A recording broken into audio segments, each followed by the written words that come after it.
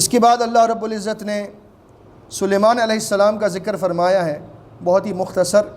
کہ سلیمان علیہ السلام کو جہاد کے لیے گھوڑے پالنے کا بڑا شوق تھا، وہ بڑے رجوع کرنے والے بندے تھے۔ ان کی تعریف میں فرمایا کہ جب سلیمان کے سامنے پیش کیے گئے دن کے پچھلے پہر میں اصیل تیز دوڑنے والے گھوڑے کیا تھے، اتنے منفرد گھوڑے تھے وہ کہ وہ 3 ٹانگوں پر کھڑے ہوتے، چوتھی ٹانگ کو اس کا کھر زمین پر لگاتے، جو بڑے ہی نزاکت کی ایک چال ہے گھوڑے کی، اور بڑے ہی اعلیٰ قسم کے گھوڑے تھے۔ سلیمان علیہ السلام نے ان گھوڑوں کی جو نگرانی کروائی تھی اس حوالے سے ان گھوڑوں کو بلوایا، انہیں میرے پاس لاؤ، اور پھر فرمایا ان کی دوڑ لگوائی، اور جب کہنے لگے کہ میں اس مال سے محبت صرف اس وجہ سے کرتا ہوں کہ میرے رب کا ذکر جو ہے، میرے رب کا دین جو ہے وہ اس کا نفاذ میں کر سکوں، انہوں نے ان گھوڑوں کی دوڑ لگوائی، حتیٰ کہ وہ گھوڑے کسی چیز کی اوٹ میں دوڑتے دوڑتے چھپ گئے، بہت دور نکل گئے۔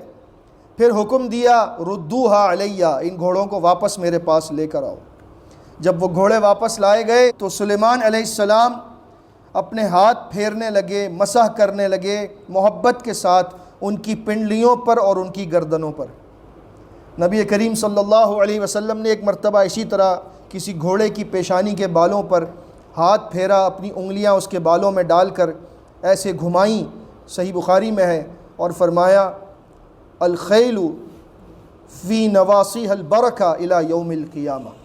یہ جو جہاد کے گھوڑے ہوتے ہیں اللہ نے قیامت کے دن تک ان کی پیشانی میں برکت رکھی ہے۔ اور سورہ انفال میں ہم پڑھتے آئے ہیں وَمِن رِبَاطِ الْخَيْلِ، اپنے جہاد کی تیاری رکھو، اس کے لیے گھوڑے پالو تاکہ تم ان کے ذریعے اللہ کے دشمن کو اور اپنے دشمن کو ڈرا سکو۔ پوری صورت نازل فرمائی اللہ نے جہاد کے گھوڑوں کے حوالے سے، وَالْعَادِيَاتِ ضَبْحًا فَالْمُورِيَاتِ قَدْحًا فَالْمُغِيرَاتِ صُبْحًا فَأَثَرْنَ بِهِ نَقْعًا فَوَسَّطْنَ بِهِ جَمْعًا، جب آئے گی انشاءاللہ آخری جز میں ہم اس کا ترجمہ دیکھیں گے۔ تو معلوم ہوتا ہے کہ یہ گھوڑے بڑے قیمتی تھے، جہاد کے لیے رکھے تھے۔ پھر سلیمان علیہ السلام کی اللہ نے آزمائش کی، انہوں نے ایک مرتبہ یہ نیت کی، صحیح بخاری میں ہے کہ میری 70 بیویاں ہیں، اور ایک روایت میں ہے کہ 90 بیویاں۔ اس دور میں انبیاء کے لیے تعداد ازواج نہیں تھی مقرر کہ کتنی کر سکتے، ایک روایت میں 70 ہے، ایک میں 90۔ تو فرمانے لگے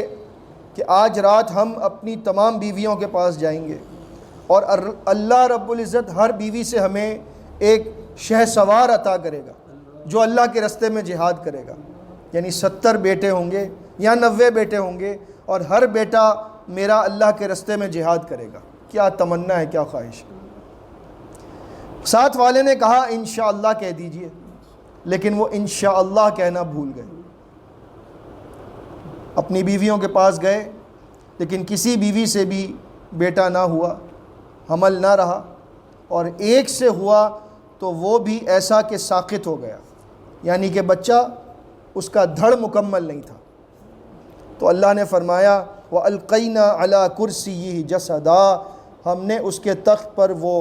جسم رکھ دیا اس بچے کا جو مکمل نہ تھا۔ سلیمان کو اپنی غلطی یاد آ گئی، ثم اناب، پھر اس نے ہماری طرف رجوع کیا،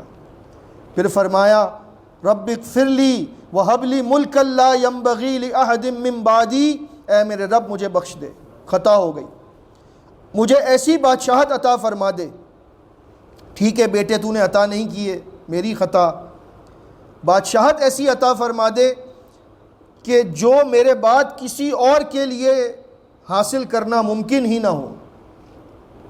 بے شک تو بہت دینے والا ہے۔ تو ہم نے سلیمان کو ایسی بادشاہت دی کہ ہوا کو اس کا تابع کر دیا، جنات کو اس کا تابع کر دیا، وہ اس کے لیے عمارتیں بناتے، سمندروں میں غوطے لگاتے، اور ایسے جنات کہ جو سرکشی کرتے، کہاں نہ مانتے، تو سلیمان کے حکم سے ان کو زنجیروں میں جکڑ دیا جاتا سزا کے طور پر۔ اور ہم نے فرمایا یہ ہماری عطا ہے، چاہو تو احسان کرو، چاہو تو بے حساب روک لو، تمہاری مرضی ہے، ہم تم سے سوال نہیں کریں گے۔ یہ تمام قصے بیان کرنے کا مقصد یہ ہے کہ اللہ تعالیٰ نبی کریم صلی اللہ علیہ وسلم کو تسلی دے رہا ہے، صبر کی تلقین کر رہا ہے کہ آپ سے پہلے اتنی بڑی بادشاہت ہم نے اپنے نبیوں کو دی ہے، لیکن ان کی بھی آزمائش ہوئی ہے، تو آپ کی بھی آزمائش جاری ہے، آپ ہمت سے ڈٹے رہیں اور وقت آئے گا کہ یہ آزمائش ختم ہوگی۔ ہمارے بندے ایوب کا ذکر کرو